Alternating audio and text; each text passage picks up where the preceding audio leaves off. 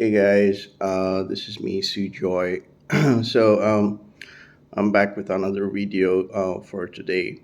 Today I'm going to be talking about the dark side of Vietnam, especially if you're a non-white expat, and especially if you're coming from India, and if you're going to be staying over here, like on a long-term basis.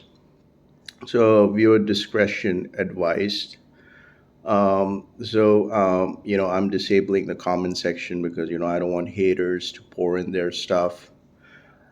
This video is going to be very controversial. This is my personal experience of living here in Ho Chi Minh City, Vietnam, for over 4 years now. Yeah, I'm from India, so I'm an Indian national.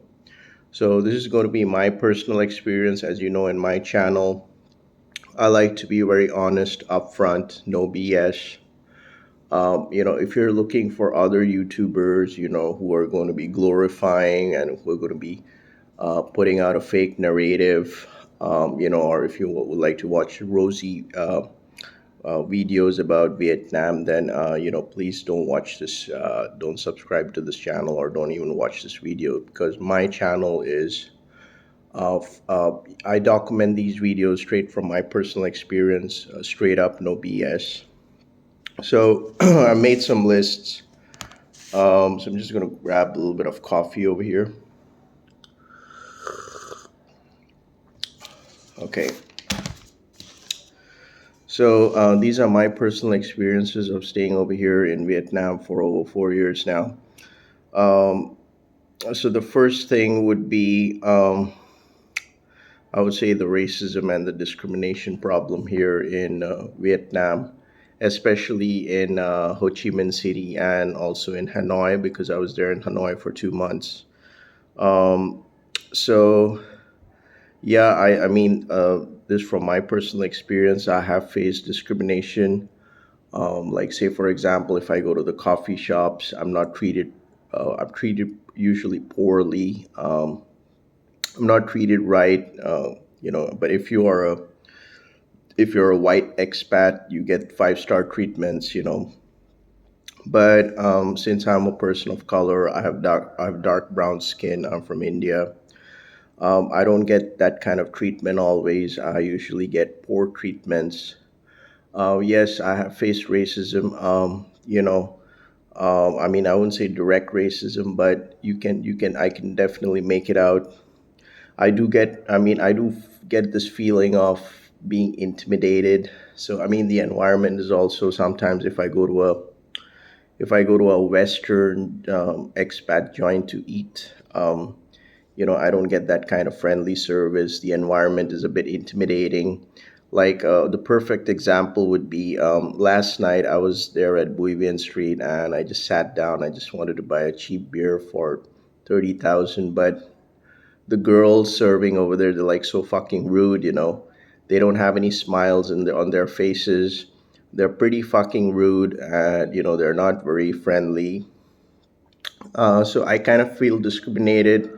I did see some white expats also sitting next to me, and those girls were extra nice to them. So yeah, there is a lot of problem of discrimination, especially if you're going to be staying in District One in Ho Chi Minh City, and if you are from India, you are going to face a lot of discrimination, also racism to a certain extent. This has happened to me also in hotels here in Saigon, especially around District 1 area where you get poor quality rooms, where you don't get treated properly, where you can have a rude receptionist yelling at you or trying to fuck you up. So yeah, it's a sad part, because that's the problem over here. That's that's one of the dark sides of Vietnam, of living in Vietnam, especially if you're a non-white expat. All right, so the second one would be lack of opportunities. So I came to Vietnam, many years back. I did a teaching teaching course, and I became a certified teacher, and I started my profession as an English teacher here in Vietnam. But it was I had a lot of obstacles. I had to face a lot of discrimination from the schools, especially in the hiring practices. Most of the language schools and centers. If you want to get an English teaching job, they would prefer to hire native teachers, especially if you're a white-skinned foreigner. It's very difficult, if you're coming from India and if you're looking for a teaching job over here downtown city and here in Ho Chi Minh City or maybe even in Hanoi. You will face discrimination. Not only about the teaching aspect, I would also say, even if you're looking out for a corporate job over here, say, if you want to get a job and if you have a profile with Vietnam Works, and you apply for a lot of positions and a lot of jobs and say you're good in the marketing skill or something, but you'll not be entertained quite a lot, and there's something which has happened to me before, because I was trying to transition from a teaching sector to the marketing sector because I come from a marketing background. So, a couple of these companies, they will just call you for an interview and then they will take all the ideas from you.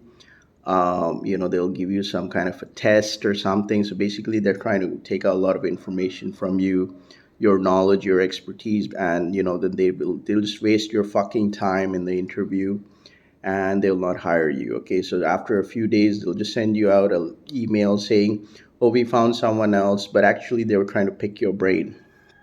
So yeah, I mean this is my personal experience. So, I mean, I don't see a lot. I see a lot of lack of opportunities over here, especially if you're a person of color, and if you're coming from India, and if you're not a white person, because if you're a white expat, it's easy for you to get an English teaching job. You don't have to put a lot of effort. You can get a nice studio apartment sponsored by your company. You'll get all the perks, but it's very difficult for non-white expats, especially if you're from India looking out for employment here in Vietnam. So it's going to be difficult, challenging, unless and until you have done some kind of a certified yoga certificate. You may have opportunities, but I'm not into yoga. So right. So then would be the third one would be visa. Now, this is a bit of controversial topic. Now, I know that Vietnam is very soon going to be rolling out with the 90 days tourist visa, which I highly applaud. But this I would say is also a very big dark side of living here in Vietnam is the visa, the tourist visa, because making those bus trips to Cambodia, and especially if you hold an Indian passport, and if you're trying to cross Cambodia, I believe that made it quite difficult for Indian nationals now to make the border run to Cambodia. So you get a lot of discrimination out there. I've also faced a lot of discrimination by these bus tour companies which do the visa runs. So I mean, it's a big pain in the ass. You got to be like, you can be over here only for 30 days, and then either you push off to Thailand and come back, but still you're wasting a lot of money, doing those exit works, and getting a lot of stamps on your passport, which can fill up your pages. So I'm eagerly looking forward for the 90 days tourist visa to come back. But before this was there, it was really very, very difficult for for all expats. So yeah, so that was the visa, right? So one, two, three, four. Okay, the fourth point would be inflation. Um, there's a huge surge of inflation right now in Ho Chi Minh City. If you're going to take up if you're going to take up accommodation in Ho Chi Minh City, or even if you're going to be booking hotels, it's quite expensive nowadays, even for a single night. and even the quality of rooms and the accommodation is also not very good. So housing and inflation problem is rising, and especially right now you're having a global recession, and it's going to be worse. So things are becoming quite expensive, and that's why I have actually recommended in one of my videos why expats should seriously consider to move to the countryside here in Vietnam because it's quite cheaper. For 4.5 million or 5 million, you can rent a full home. And it's quite cheap if you're going to be staying out here in the countryside. When it comes to food, entertainment, and the food is quite fresh. So inflation is going to be is I can really see the inflation going up right now in Ho Chi Minh City. So it's become quite expensive. Perfect example. I just went to Ho Chi Minh City last night. I was there for a day. I landed up spending around 800,000 just for a single day. Which is kind of expensive for me. Because yeah, if I'm going to be spending a day over here in the countryside, it's not going to be more than tops 150,000 Vietnam dong. But I averagely spend around 800,000 Vietnam dong if I'm going to be staying in Ho Chi Minh City, especially District One. And if you're going to be hanging out in Bui Vien Street, its prices are all jacked up, very expensive. So the inflation problem. Um, so the next point would be, um, I would say, the language. I don't think Vietnam is a very English-speaking country compared to the Philippines because I was there for 5 years in Philippines before. And definitely, if you're in the dating game, if you want to find a Vietnamese girl and if you don't know Vietnamese language, you should date someone who speaks English. Because if you're just going to use Google Translate to communicate with a Vietnamese girl, you're not going to have a long-lasting relationship. And from my personal experience, the Vietnamese people whom I've encountered, they don't understand English, or they just like do like this, as if don't fucking waste my time. But I wouldn't be worried too much about that. So yeah, you should have a bit of basic knowledge before you come to Vietnam, and if you're planning to stay here like long term, like for 6 months or for a year or so. The next point would be the scams. Yeah, it's true. Like foreigners in Vietnam, they have to spend more money, especially if you're going to be hanging around District One in Ho Chi Minh City. So the majority of the scams which happen in Vietnam, especially in Ho Chi Minh City, would be District One, and in Hanoi, it's going to be the old quarters area. I'm not a big fan of District 1 because, firstly, I'm not a white person. And like I said, I've faced a lot of racism and discrimination, especially in District 1 in Ho Chi Minh City, because most of the bars, restaurants, and cafes, they would cater to white expats, and they're extra nice to them, and I usually get the poor treatment. So yeah, you're gonna find a lot of scams. Yeah, you have the shoe scam and all those kind of things, but I haven't experienced much of that, because I'm not a white expat. But yeah, the scams. So you got to be careful of the scams, and of course, I have experienced hotel scams. So say for example, I think in one of my videos, I had actually booked up a hotel using Bookings.com, and I liked the room and everything. But when you go to that hotel, the address is different, the building looks different, the room is entirely different. It looks nothing like in the pictures, and they give you a small room, a shabby room, or so those kind of scams. So you got to be a bit aware. So always make sure to check the reviews, the number of reviews, especially if you're going to be booking up your stay using Booking.com or Agoda. Right. So then, of course, the next point would be, which is kind of an addition to this list, would be I haven't found Vietnamese people to be very friendly. I mean, I've been living here for many years now. I haven't encountered where, people come up to me and they just like ask me, where are you from? Or, try to get to know me. Or even if I go to the parks in District 1 and if I sit down, I see all these Vietnamese students. They'll only target white foreigners and they go up to them and communicate with them in English. But if you're a non white foreigner, if you have dark skin, or if you're a black foreigner, they're not going to be approaching you. So you're going to be very isolated. Not a very friendly environment, I would say. It's actually quite the opposite, where you feel kind of intimidated, um, and so it's just like you're kept aloof and you're kept isolated.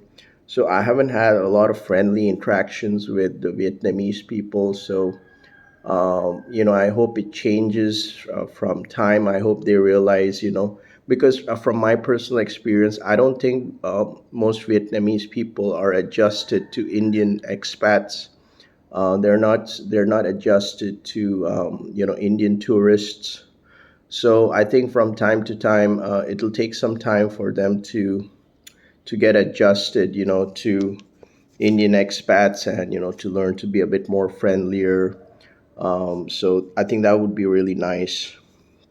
Okay, so the next point would be um, the dating. Okay, so before I was a lot in the dating game here in Vietnam. So if you're a person of color, it's going to be a bit hard for you, challenging for you to go out for dates with Vietnamese girls, especially if you're in Ho Chi Minh City or in Hanoi, because usually, you know, I mean, they would prefer to date a white foreigner, but if you're a person of color, and especially if you're an Indian guy, it's going to be a bit challenging for you, because it's you may not get the right type of person, or maybe she may not even uh, she may not even show up for the date,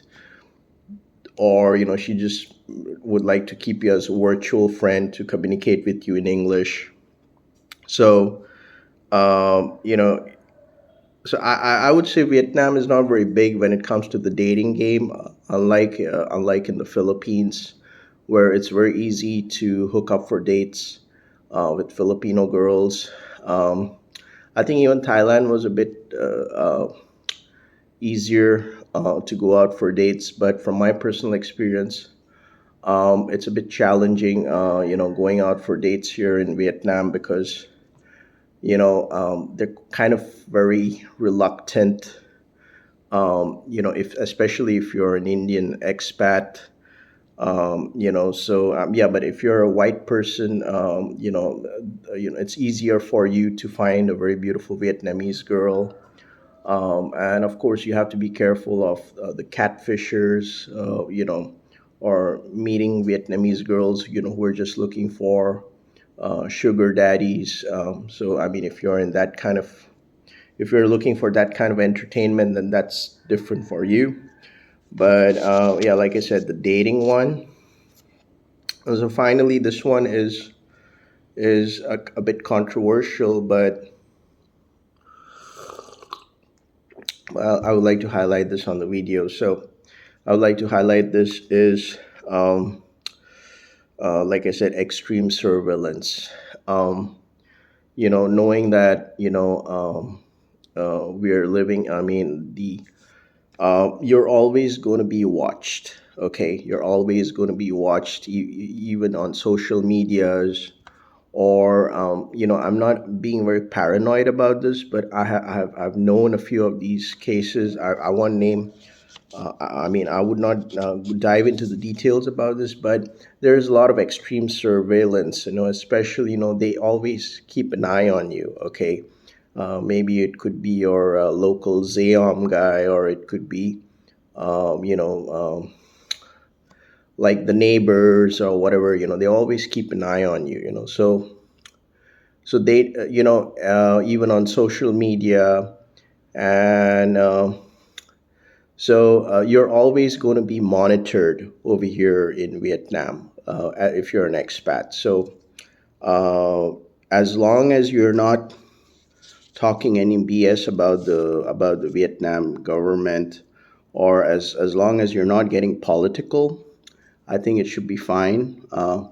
But if you're a political person and if you're saying something against the government, you may land up in trouble because I'm coming from India. It's a democracy, so we can say what we want on social media. If we are not happy with the government, but here you got to be very careful. As long as you're not political, I think it should be fine. So extreme surveillance is there. You'll always be monitored, what you're doing here in Vietnam, what kind of activities are you doing out here in Vietnam, and sometimes you will be asked questions like, where are you from, how long are you going to be staying here in Vietnam, where will you go now, where will you go tomorrow, because a couple of these characters, they report back to the center. Okay, so I don't want to get into the details about this. I've even known beautiful Vietnamese girls who actually work, like undercover cops, or are like, and pass on. So I don't want to get into the details about this. All right, so all I want to say is, and I feel it because I have a lot of I have encountered this. I'm not making up this BS, but yes, there is extreme surveillance. You could even have a young student, come up to you, communicate with you, but you don't know who that person is. But I'm not being paranoid about this, but you're always going to be monitored when you land here in Vietnam, and if you're going to be staying here long term. So these are the dark sides of Vietnam, or the dark sides of living in Vietnam, especially if you're a non-white expat.